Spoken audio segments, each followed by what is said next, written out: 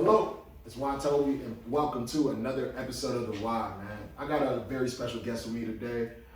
He's a journalist in the field with me, but also he's a former athlete, so this kind of gets to combine the best of both worlds for me, man. Please, welcome in my dog, Bottom Line, Burke. Hello. How you doing, man? I'm doing good. I'm doing I good. like that. Why, Toby?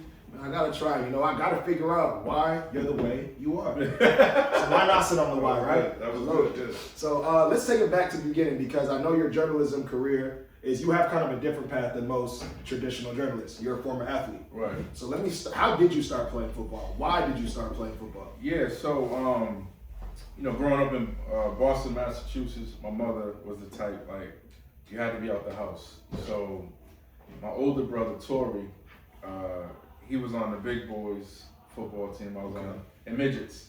And I was on the little kids. So he was on the A team, I was on the B team. Yeah. So long story short, one day at practice, I just heard a coach, if you ain't gonna listen, get the F out of here, right? Yeah. And my brother's quiet, he ain't like me, I'm a little outspoken, you know what I'm saying? So when I looked and see my brother, I went over there, started swearing at him, back there, you 8, 9 years old or whatever. I'm like, yo, what are you trying to move like that, right? So while we was running, cause he said, you want to join your brother, you can run too. So while we was jogging, I was like, yo, you want me to throw a rock at him? That's crazy. You know what I'm saying? You were trying to get kicked out the football league. No, I didn't want to be there. I didn't want to play football anyway. I didn't want to play football. I'm a basketball player. I'm crying. So anyway, so he's like, yo, don't worry about it now. Don't worry about it. I ain't coming back. I said, what do you mean coming back? Mom said, you can't quit. So what you gonna tell Mom? He's like, I don't know. I'll figure it out.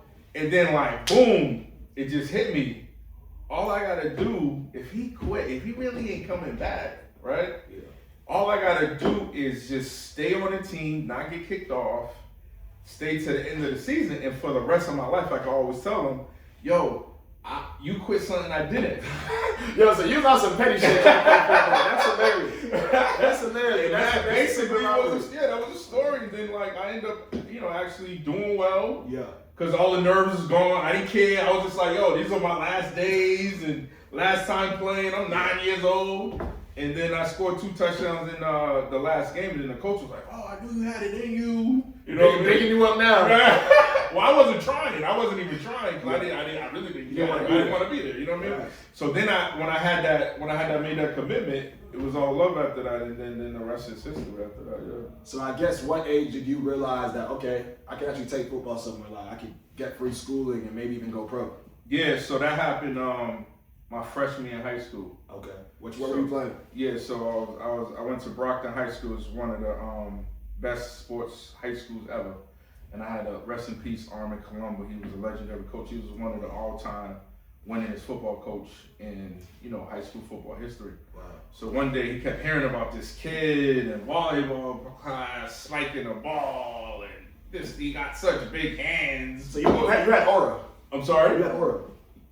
Aura? Yeah, I had everything. Yeah. Aura, presence, talent, skills, ability, audacity, fearlessness, real talent, real talent, you know what I'm saying? Yes, So anyway, long story short, he came and got me out of my science class. He brought me down to the gym and was like, I keep hearing about you. And he said, there's a kid, Greg McMurtry, who played for the Patriots. And he said, oh, you're just as talented as him.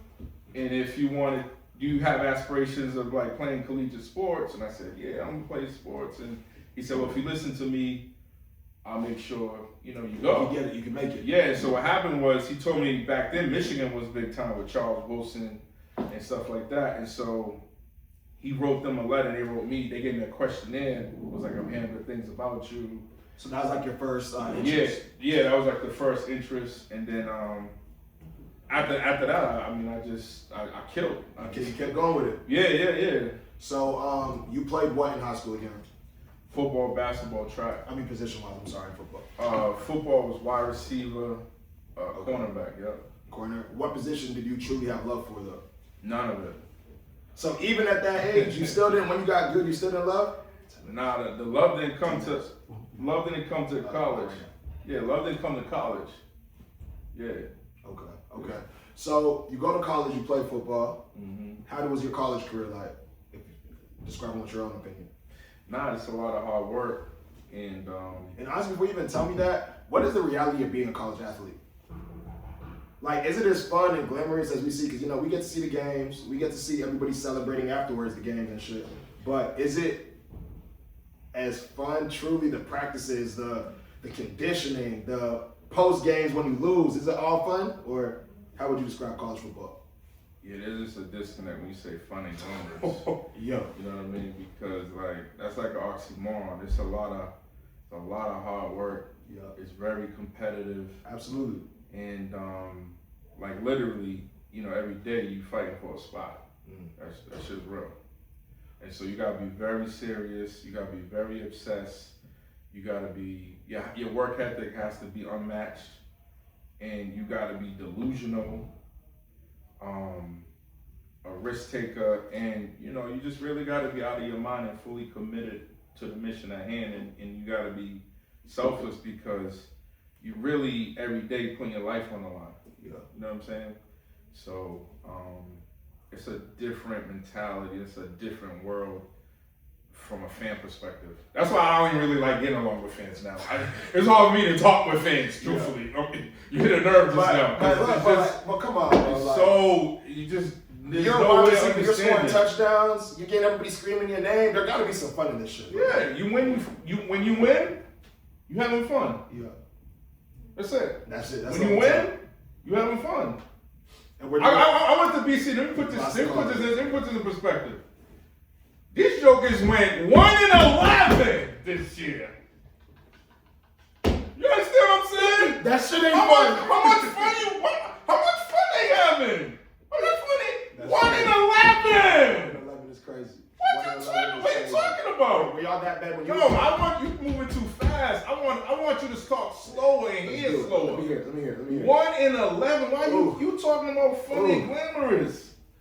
What like, you talking about? Does that sound funny? Does that sound funny? I ain't gonna lie, girls screaming my name, me getting touchdown celebrations. That sounds funny and glamorous. You picking and choosing. You like the losing ain't fun though. You the dude that when you eat Captain Crunch, you don't eat the berries, huh? Yeah, you are fucking hilarious. I don't eat cereal at all, actually. But that was a nice comparison. Nah, man, it's just not a game no more. I think that's the easiest way of articulating it in all seriousness. It's like. The minute you sign back then it was scholarship. Now you got the NIL. Now you got money. Now it's even more. I would imagine it's even more crazy. I bet you these coaches talking way more reckless. Absolutely. Like that, right? So, but the point I'm trying to make, the minute you sign that scholarship, your life ain't even your life no more. They gotta tell you where to go. Yeah. You know what I'm saying? And more importantly, you gotta produce. You gotta be him. Like, I don't even know what it feel like for somebody. Imagine you can't even decide where you want to go, and do what you want to do, and be with who you want to be with, and somebody younger than you come take your spot. Damn, that must hurt. I don't know what that feels like. That shit probably do something. I don't know what that feel like. He said, I don't know. I don't know. Niggas ain't never took my spot. Nah, it's just not a game. I understand on the outside looking in, on Sports Center, free education. Now they actually got real money. Now they get real checks. They got real money that can change real lives. Absolutely. But also they're gonna find out sooner their parents don't really love them like they thought so. The family members don't really love them like they thought so. You know what I'm saying? They're gonna find out the heartaches and pain of life when you are the chosen. When many are called, few are chosen. When you've chosen and you actually living the life that these people want to. Yeah. You just see a different element of people, different character. You see the worst and the best in people. So when you were in school, were you doing journalism at the time, or was it only straight football? Nah, I always thought I was gonna go pro.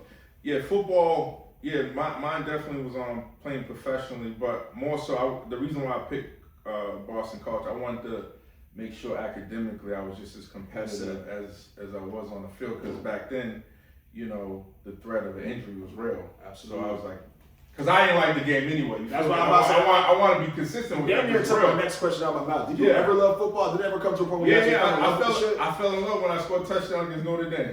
And you were trying to tell me the touchdowns wasn't fun. I know it was. Come on.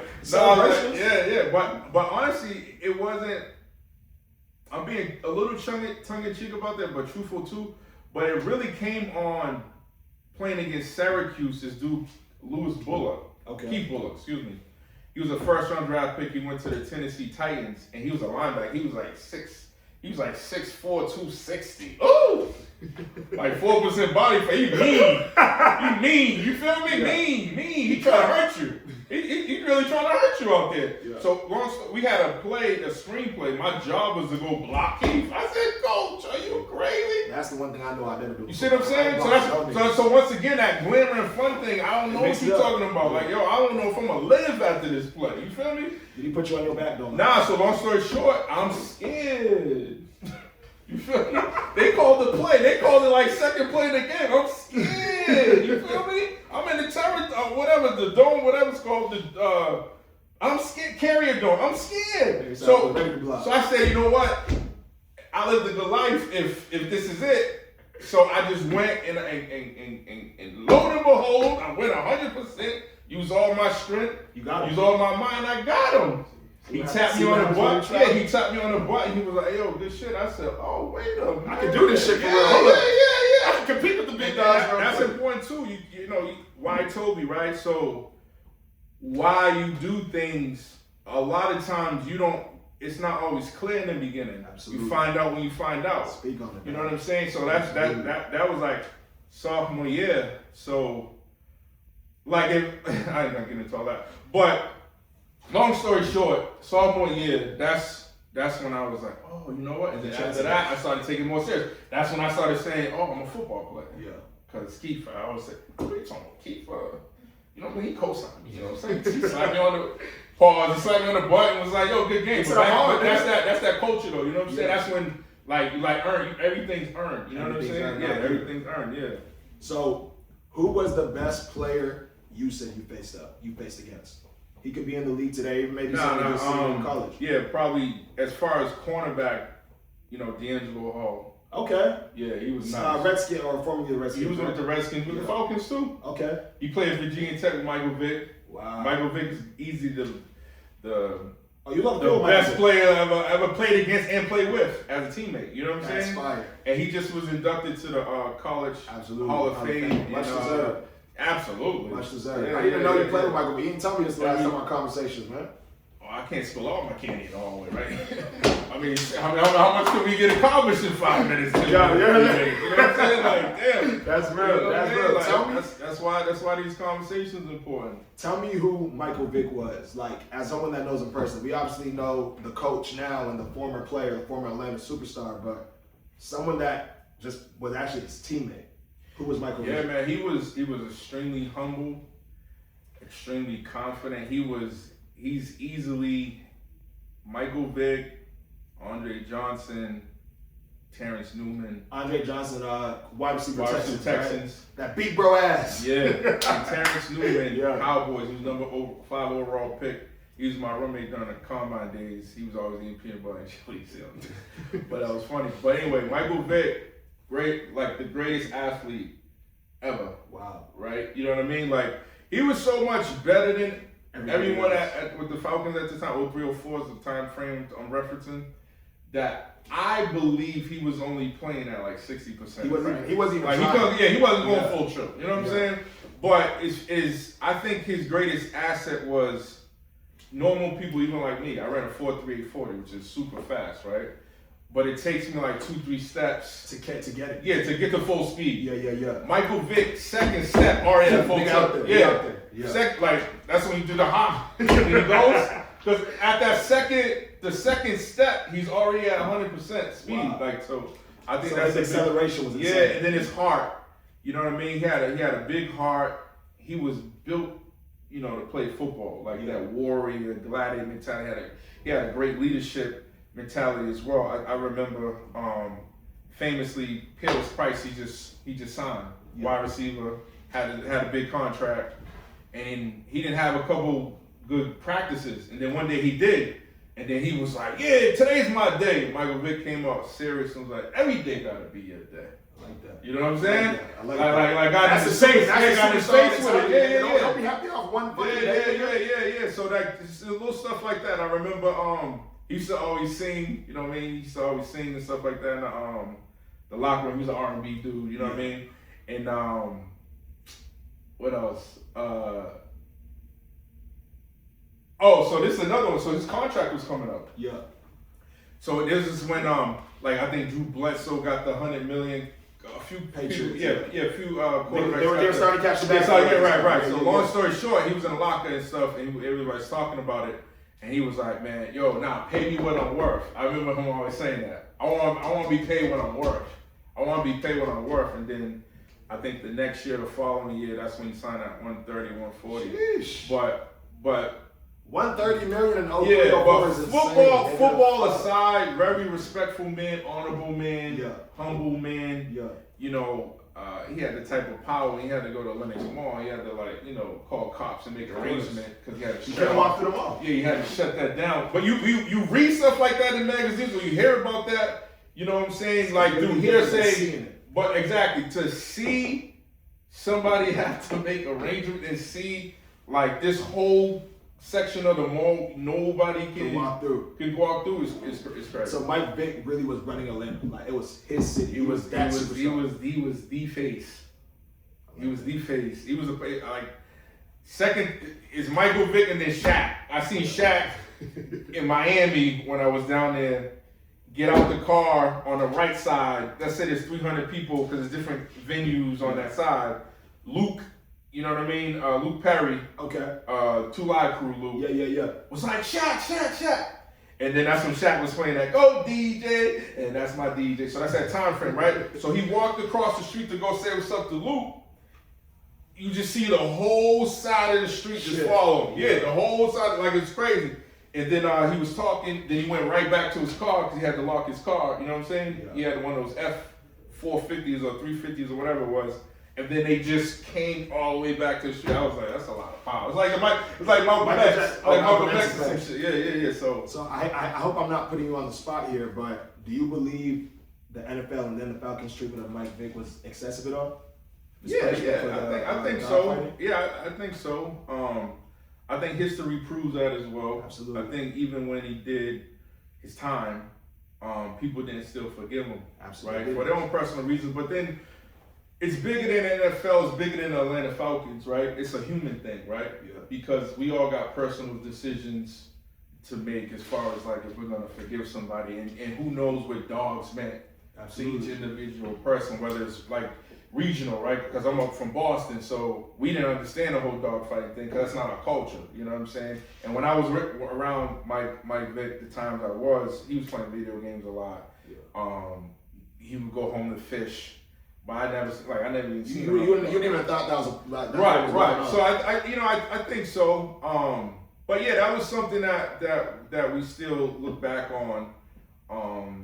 As a learned situation, but I think it just goes to show the power of redemption. Absolutely. It shows the power of who he was because he went bankrupt and he didn't have to repay the creditors that he owed money to, tens of millions of dollars, right? Shit. So once you file bankruptcy, you don't have to pay that back. When he got the second contract, $140 million contract with the Philadelphia Eagles, he paid the creditors back. Wow. And he didn't have to do that. So that shows his heart. That shows what kind of man he was. Yeah, because I think, everything in life happens, for a reason, and life comes from you, not at you. Absolutely. You feel me? And so I think God just put him in that place just to obviously glorify his name, but also to remind Michael Vick, who he is and who I birthed you. You know what I'm saying? What I put in you. What I made you to be. Who I called you to be. This is you're one of the greatest football players ever to do it at every level. Without a doubt. But you're a greater man than that football player that I designed you to. I like that. See what I'm saying? And I think that is at the forefront. His resiliency, his perseverance, right? The comeback story. Absolutely. I think that far, far outweighs and is far more impressive than when he just got drafted for the Falcons and he was the face of the league. Imagine it was just a smooth ride, you know what I mean? Yeah, like he didn't have to make the comeback. Character is huge, man, because he had the world literally as an oyster. You know what I mean? He had the world in the palm of his hand. He was so powerful. Literally. And a bad decision, look at, you know what I mean, off without, you know, that's how precious and valuable decisions are, you know what I mean, choices and stuff like that. But man, like Mike, you can't talk Atlanta sports without talking Mike. So I got another question, you know? Yeah. I need you to give me the Atlanta sports Mount Rushmore. Oof. And I'm putting Trae on that bit. No, you're not. Why not? Why I not? ain't trying to mess up the interview. I'm being real, nigga. Trae Young's a GOAT, nigga. When does Atlanta come up? When has Atlanta done anything, bro? He took him the same place as 4 All-Stars, and he was the only All-Star. Hey, listen, what's today's like December 10th? Today's the 10th, right? All right, so before I answer the Mount Rushmore question, I don't even know if Trae Young gonna be on the roster next year. We're gonna talk about that too. All right, but the Mount Rushmore for me in Atlanta, you gotta do Hank Aaron. Okay, yeah, of course. Right? Of course. Gotta do Hank Aaron. Baseball, absolutely. Dominique Wilkin. Without a doubt. Deion Sanders. You see Young. You talk about his. Well, I feel like Deion's greatest moments were outside with other teams, not the Falcons. He was drafted by the Falcons. But he won the Super Bowl with the Cowboys. And the 49ers. He didn't win the Super Bowl with. Is this one I said what comes first?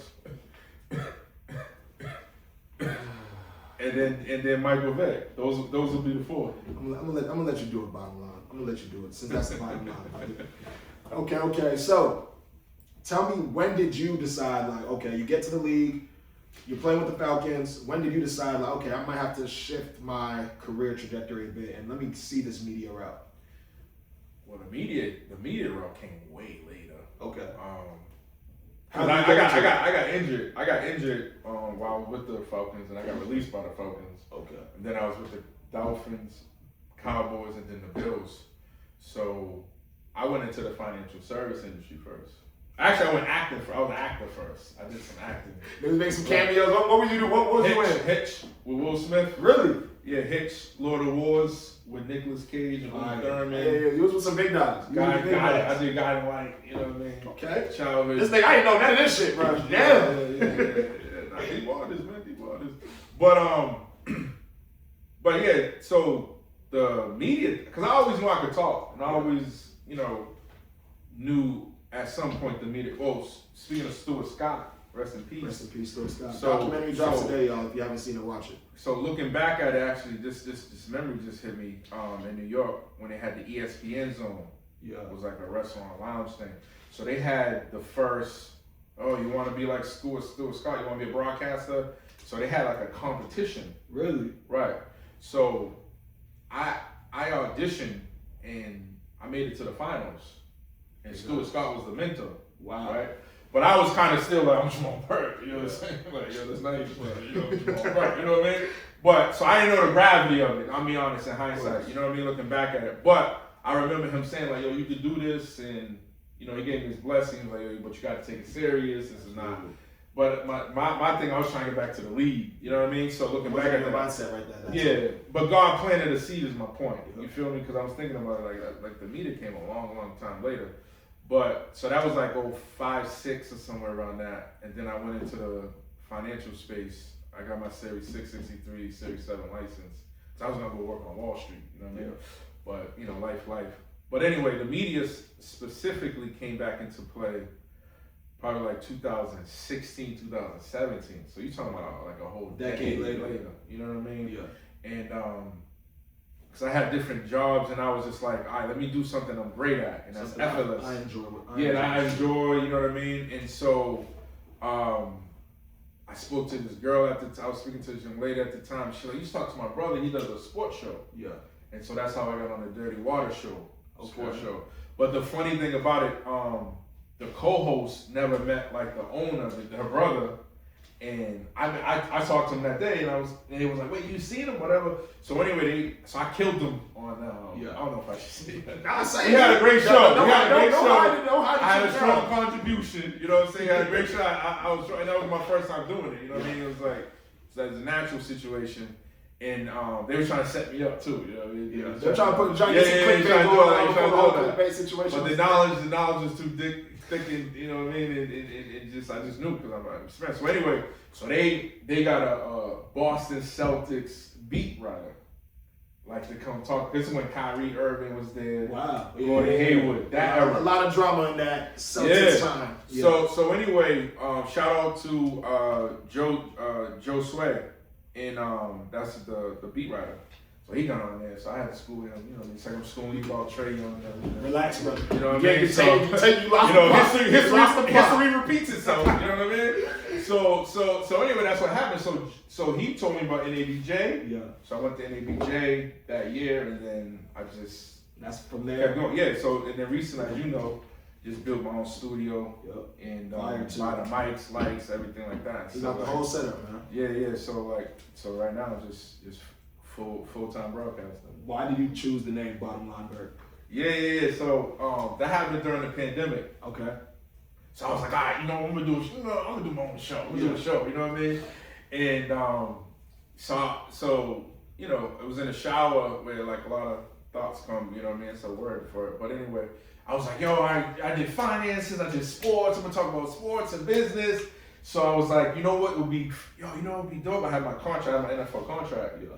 And so I was like, what if I just call all my friends up in the NBA, in NFL, NHL, you know, redact the name, you know what I mean, black out the names, and then educate people about contracts. Because nobody never seen an NFL contract, you know what I mean? So that was the initial That's a genius idea too. Oh yeah, that was a genius idea too, because nobody has seen a real official NFL contract. So exactly. Don't steal the shit. You know I don't like to read that much. You're too much reading. So. So anyway, long story short, I was like, all right, if it's gonna be about finances and sports, okay, bottom line, get to the bottom line, because it's about the money, contract money, you know what I mean? And then I was like, all right, you know what, I get these contracts and I can get like contracts or business dealings in other industries. You know what I mean? That was like the first thought of it. And then I was like, my name's Burke. Bottom line, Burke. So bottom line was finances, and then it was like I ain't gonna waste a lot of time getting straight to the bottom line. So I was thinking of Burke. Just kind of fair, just harmonious. Yeah, harmonious, and then also you want to stamp your name. You know what I mean? Like bottom line. Yeah. So where do you hope to take this within the next year when we sit down again? Obviously, we're gonna be featured on each other's shows. But right. Next time we have the Y interview, what do you have hope to accomplish? Man, at that time. Probably do about 10, 15 live shows. Okay. Definitely have other shows that producing or have some involvement with. And Bottom Line Burke at that point be a national household name. Everybody gonna know. Love it. Amen. Who Bottom Line Burke is. Let's talk a little bit of sports before we get up out of here. Trae Young. Why do you believe Trae Young will not be a Hawk much longer? And don't say he's going for Giannis. I'm not trading that name for Giannis. Nah, I'm not going. I think Giannis need to stay put, truthfully. Okay. The Trae Young thing to me is real simple, right? Basketball is my first love. Mine too. Right? I was a really good basketball player. And so how I was taught, first of all, let's get down to business. Yeah, let's do it. The Hawks, prior to the beginning of the season, I don't know if you're aware of this or not, they didn't extend them. Yeah. Okay, you know what I mean? I'm trying to find common ground before we just separate. This nigga trying to school me now. I keep up with those two. Okay, all right. So that's important though. Yeah. That's important because everybody wants that extension. That's a telltale. Like that's something like we don't know if we want to move on with you. We're still picky about you. There you go. If it's something or nothing, it's something. You see what I'm saying? Yeah. So, but just me when I look at Trae Young as far as attributes, just physicality. He's small stature. He's small. Right? So I don't see unless he's like Allen Iverson, which he has to have some exceptional ability, which he doesn't do. He does a lot of things very well. Meaning this. Meaning what? You said what? He doesn't have exceptional ability? No. Like so Allen Iverson had exceptional speed. He had the crossover. And he was tenacious. He had dudes that was 7-footers defending him that was intimidated by Allen Iverson's probably 5'10" at best, 150, 160 pounds. So that's what I'm saying. So I'm talking about physicality. So when you think about Trae Young, excellent shooter, excellent ball handling skills. Absolutely. Excellent vision. Passer, excellent ball vision, hand, yes. vision, ball handling, same thing. You know what I'm saying? I think where the disconnect is, or where the liability piece comes in, The defensive effort. right? Yeah, he doesn't play good defense, right? Not a lot of people. That's not really a big knock because in the NBA, not a lot of That's what people. I'm hearing from everybody. Who's playing defense now? Steph Curry don't play defense. Give him the same energy. There's people playing defense. We're just not Trae Young. But you know what I'm saying? We're just gonna stay with Trae Young. Right. So, but then you got to think about injury prone because when you think about, he's a volume shooter, He is. right? He is. And he's inconsistent. So that's fine, but it can't be a primary option. It can't be the franchise player that you're building a team around. If I'm averaging 29 and 10 for my career, 25 and 10, I won't even boost it. 25 and 10 for my career, you can't tell me I'm not a great scorer. You can't tell me I'm not a great passer. You can't tell me I'm not number one level effort either. I agree, but are you a franchise player? Absolutely. No, that's not absolute. Being a franchise player means you got to make other people better around you. Trae Young has led the league in assists since 2018. More than Jokic, more than LeBron. Stats. No. I'm helping my team, G. What do you mean I'm not helping my team? Nah, because that's what I don't like, bro. I really, because that narrative, y'all think he's just passing the ball just to get assists. It doesn't make sense. These players cannot create on their own. If Trae Young is not making it happen, the same way y'all are on Jalen Johnson right now, because he's averaging this triple doubles, he has to get these people the ball. They can't create their own shot. This was needed from Jalen Johnson, or the Hawks would look like some garbage right now. It's a zero-sum game, Toby. Meaning this. You get it done or you don't. So you're saying only the final score matters. So my point is this. So so Trae Young's been like with the Hawks for like what, 5-7 years? Nah, like 2018, so yeah, 7 years, right? Damn, I'm good. You gotta give it up. Even when I guess I'm right. God, please, I just guessed. I'm glad you're right. Damn. You're good at math. Yo, if there's ever a reason to listen, that's it. I just gave it to you, okay? Just listen. In 7 years, what did they do? Actually, we went to the Eastern Conference Finals. Okay, you went to, all right, so hold me. All right, so I see my case, right? Yeah. So in 7 years, you still applauding about something that happened during the pandemic. The pandemic's over, especially it's over in Trae Young's ability to, or timeline, to showcase why he should be the face of the Hawks or why he should be the number one option. Now, I think he, given his ability, is probably more of a 3. You are. But you could give it away with a 2. No, I'm saying, listen. You're making my head hurt, man. No, listen. You're making my head hurt, brother. Because you said Trae Young is a number 3. No, listen, you're not listening to me. I said probably, meaning like, given his skill set, if he was on a team that was like a third option, that would be ideal. But I think at this stage and age where he's at, I think he's definitely a firm 2.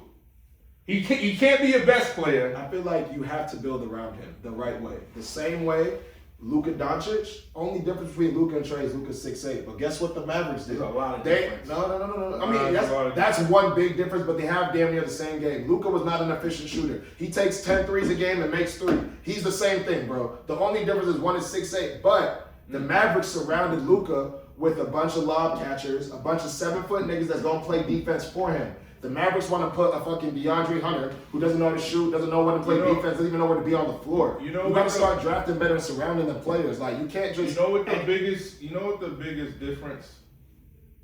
What? Between Luka Doncic and Trae Young? What is it? And don't say defense, bro. I'm walking off the set. It's physicality. Trae leads. Trae averages like the same amount of free throws as all of these. What are you, his cousin? No, I'm just like y'all say physicality. What are you talking about? If you're one of the league leaders, if there was ever a mic drop as far as to identify one attribute that Luka Doncic has that Trae Young does never have, is physicality. What are you talking about? How are you not physical if I get to the line all the time? I'm 5'11" getting to the line. You're 6'8", you better get to the damn line. What are you saying? Okay, so you can't get to the line off reaching fouls on a perimeter by another guard? You're not getting to the line off reaching. You're getting to the line off shooting fouls, brother. Not reaching fouls. It's the same thing, but here's let me go deeper for you because I think you're just like kind of surface level with this. So when I say physicality, right, Mm-hmm. I'm gonna tap into even football. Let's do it. I'm gonna take your will from you. Right? You guarding me. Yeah. I'm gonna make it clear and obvious to you. I'm gonna go right, and ain't shit you can do about it. Mm-hmm. You know how demoralizing that is? Yeah. Luka does that every night Okay. when he gets the ball. Okay. Right? If you could just be objective for two seconds with this Trae Young thing. And I'm not even the What? biggest Trae Young fan. No, I just gotta be honestly, honest right here. Like, Well, okay, so I the understand. narrative that's being spun about him is very disrespectful. So I would. Be I don't know the that one. narrative. If I got to spun my narrative, I would be the one. Love the support, even though it's blindly and it's wrong, right? It's pretty accurate. But what would you say is Luka's defining attribute? Luka's defining attribute is just, nigga, I'm gonna do what I want to do on the court. That's too broad. Okay, wait. That's just not even that. That's just. I don't know, like with Luka to me, One- he's a white LeBron to me. That's how I look at Luka. He's just not as athletic, but I'm gonna get So to why. you're delusional. How am I delusional? Explain to me. If I average, You said he's like a white LeBron that's not athletic. As in, I'm gonna make my team better. I'm gonna score as much points as I want. Trae Young. You said Luka, so I'm you're sorry, trying to trick me Trae up. Young. What's the question with Trae Young? What's the one defining attribute when you think of Trae Young? You know the same way how you said Luka could get to I'm going where I'm going? At 5'11", Trae Young is getting where he's going. You're not stopping him from getting to the lane. You're not stopping his half-court three-pointers. You're not stopping his passing ability. So at the end of the day, I'm shorter than every nigga on this court with me, and I'm still doing what I need to do. I'm 5'11", averaging 25 and 10. Y'all not doing nothing with me, and that's why y'all don't like it. Yes, I'm a defensive liability, but everybody else is 6'4 plus. What do you expect? Surround the team to make sure, the way y'all put Klay Thompson next to Curry, to make sure Curry doesn't have to guard the other guard, do that for Trae. Y'all never done that for Trae. Y'all gave him a Clint Capella. Clint Capella is not the best defensive big man. He gets a lot of rebounds, but he's not swatting shots. Yeah, I think that's what adds to your confusion, right? And that's why you're not clear, because you conflate, okay, Golden State has Klay Thomas. I and said all these other build guys. the team like Klay. I didn't My say point, but this is what my point What's is. the That's an anomaly over there, Golden State, Okay. right? They're the best shooters to ever play. Every best backcourt two shooters to ever play in NBA history. So why even try to touch that is my point. So let's just deal with the reality here in Atlanta. Okay. We're here in Atlanta, right? So, all right, let's talk about Luka Doncic then. What did Dallas Mavericks do? They surrounded him with athletic wings and big men that could grab the boards and play defense to make up for his defensive shortcomings. So it's not a one-off situation. You Okay. build your team around your superstar. His shortcomings, you make up for him. Toby. Yes. Burke. Okay, listen. Burke. Did I say anything about defense with him? I don't know. But Exactly. Stop there. I don't know. Cause I don't know who you defended. Talk to me. Talk to me about whatever I just said in the last 5 minutes. Cause I don't even know what you I defended. literally said, what is defining Trae? I said not Luka. Trae is getting to wherever he wants to get. He's doing what he wants to do on the court anytime. The same way you said about his Luka Doncic. responsibility though? Isn't that his responsibility as a point guard? That's any player's responsibility to Right. do your game. I'm trying to get you to Yes. go a little deeper, Okay. right? Less emotion and let's just talk facts, Top facts. right? Talk ball. What is a defining attribute? He is the best passer in the league. Let's talk ball. What else? I've said all this already. You're making me keep recording myself. His defining attribute is he's the best passer, playmaker in the league today. Why is that a hard thing? And if you want to look, the stats back it up. He has more assists since he's been drafted in 2018 than Nikola Jokic, which is number 2. Okay. So that means he's the best passer in the league since 2018. So why is that a confusing thing? Because they didn't draft him and place him as the face of Atlanta. They did draft him to be the face. He averaged 30 points in college. They drafted him to be the face, bro. I'm saying they didn't do all that just so he could just lead the league in passing. But he never did that. He's always averaged at least 25. So I'm top 5 in scoring and I lead the league in assists. What are you saying right now? Is that not a superstar? If any other player did that, what is that? A superstar. See, that's where we split. So name me a player that averages 25 a game and 10 assists and he's not one of the top 5 or 6 players in the league. Name me one player you can say that, because LeBron's done that. Luka Doncic does that yearly. He's all NBA first team. I would have to research that one. So I'm just That definitely is possible. 25 and 10. like no, you just don't want to give it to him. It's not superstar stats though. So what are superstar stats? You got to be at least 28 and north points wise. No, bro. Not everybody needs to be a 28 scorer to be a superstar. There's other superstars that contribute around the game, bro. They do other things, bro. Who? We're gonna be here all day. We're not even gonna be able to end this shit. Now you got me heated because you're saying we see 25 and 10 is not superstar numbers. I need to know what superstar numbers is. You know how many people score 25 points and you cannot name me 10 players. I'm not even gonna do 10. You can't name me 5 players that average 25 and 10. Either rebounds and assists. You can't name me 5. In like history? No, I'm talking about in the game today. That's what I'm saying. I gotta look at. So that means if you're doing it, that means you're in the 1% of the league. What does that make you, Mr. Bottom Line Burke? Who says 1% of the league though? You? If it's barely anyone doing it, what does that mean? Superstars, there's like 8 superstars in the league, bro. Yeah, but in closing, you're trying to say someone has to be a scorer. Steph Curry doesn't even average 25 and 10. I'm saying, y'all consider him a superstar. Again, in closing, it goes back to my original question to you a while ago. It's like, okay, it's great, he's doing 25 and 10, right? Okay. Yeah. But is he making the team better? Is the team advancing when it matters most, which is the playoffs? Okay. And according to your stats, Atlanta Hawks went to the Eastern Conference Finals in 2021. Yeah. And he's been in the league for 7 years. So what happened another 6 years? If I'm a GM, if I'm an owner, if I'm a tally evaluator, I'm saying, move on. Move on and do what? Move on and he can't move on and go and move on and become mediocrity, or move on and just go to being irrelevant. Which one is it? Because before Trae came, you was irrelevant. Trae came in, and now you guys get media. Now you guys are packing the house because it's not just being a superstar. Is not just what you do on the court. It's having the appeal. It's people want to play to see you, pay to come swat you, which people want to do with Trae Young because he's going to shoot half-court threes. He's going to throw crazy lobs. He's going to score 50 points. That's not a lot of players that can do that. And now the fact that you're even trying to minimize it is just crazy. It's crazy to me. It's insane to me. But obviously, I'm still waiting on your list of superstars, which has never come. So I don't know. Your list of superstars, which you still haven't given me. So I don't know because everybody averages 25 and 10. So I'm still stuck on that. I don't know. Well, that's 2 different questions. Superstar versus Trae Young. You're doing semantics right now. No, seriously, I don't think it is. I mean, as far as if you're asking me today who's superstars in the league, is that the question? Yeah. Actually, I got the perfect closer for this. He's definitely not on that list. I got the perfect closer for this. Luka is. Trae Young's not a superstar. I'm gonna name no. Name your list of superstars, and I will talk when one of them is better than Trae Young. When someone is not better, Luka. Okay, he's better than Trae Young. I'm not gonna say nothing. I want to hear your superstars. Oh, okay. In today's game, right? Today's game. Anthony Edwards. Yeah, okay. Anthony Edwards. Is he better than Trae? Yes. I want to hear it. I don't want silence.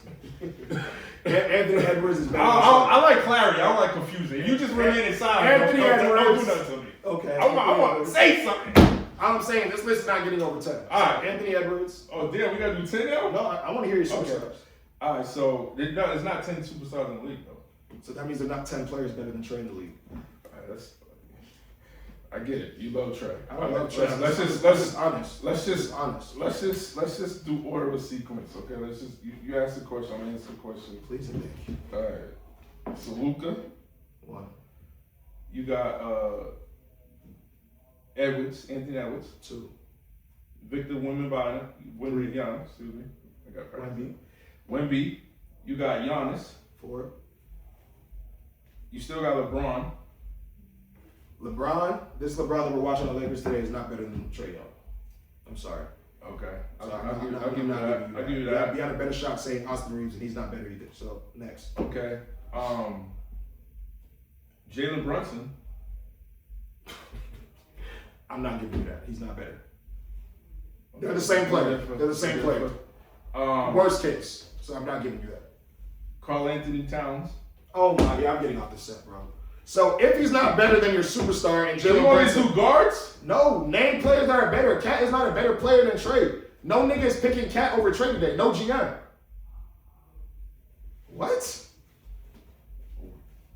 Yeah, we just differ. Yeah. And it's allowed. And guess what? It's allowed. You watch It's allowed. It's allowed. No, I want to hear it. What do you think about? Do you think Karl Anthony Towns is better than Trae? Honest opinion. He's more productive. No, he's not. When he averages 18 and 12. How is that more productive than 25 and 10? What are we doing right now? I think. What are we doing? I think you overinflate stats. I think you give that too much weight. No, that's a baseline, bro. Yeah. It's like at the end of the day, you said a superstar is someone averages 28. That nigga's not even in the 20s. So what are we doing? No, I'm talking about like as far as the franchise player, right? Because you keep lamenting that he did 25 and 10, right? Yes. And I'm saying that, like a great example, because you and I had this conversation a while ago. Jaylen Brown. Right? That's a superstar. Right. I don't But without looking at his timeout. Okay. Slow up a little bit. Okay. Without even looking at his stats, I know it's over 25. I know it's over 28. Right? Because Jaylen Brown's not averaging over 28. We can pull it up. Ladies, he's averaging 28 this I year. want you to be this all the time. time. I want you to be quiet. Can you look up Jaylen Brown's stats, please, and yell? He's How much averaging points per game? Yeah. This year he's averaging. If you just Google Jaylen Brown, he's stats. averaging. Look. See, I don't like how he's doing this because this is completely unfair. When his whole team is healthy and he's played with Jason Tatum his whole career except this season, he's never averaged 28. So don't do that. Go look at the rest of his career. You go to like reference. There's this thing called reference. Basketball Like reference. basketball but if you just Google Jaylen Brown stats, 2025 stats. There's a big hole. You're gonna see something called a reference, where it could just be points per game, or you could just put in. 5 games. Huh? They have the last 5 games. No, let me good. This is important. But Burke, like, I know what you're trying to do right now, and you're being I'm just so trying to be ingenuous, bro. I'm just trying to be You're being so consistent. ingenuous because Jaylen Brown has never averaged 28 when his whole team is there. So my point. He's missing his leading scorer, so yes, he's gonna average 28 this year. My Go look at point. his career averages. My bro. point is like these are productive numbers that's making the team better, and they're winning as a result of Jaylen Brown increase of production. That's my point. Okay. But Jaylen Brown has what around him? Other people that clear up his holes. He has shooters, right? For his lack of a 3-point ability shot, right? What that say right there? I know what he's gonna say. I know That's what he's gonna say. 29.1, right? Hold on. Yeah, but what does it say right under it? What did it say? He's averaging more than his All-Star season last year, 22. Yeah. When he played with who? Jason Tatum, who averaged 28. He gets easily distracted. No, I'm reading what it is. Like the point is, right? Like numbers could just be numbers, right? And numbers could be misleading.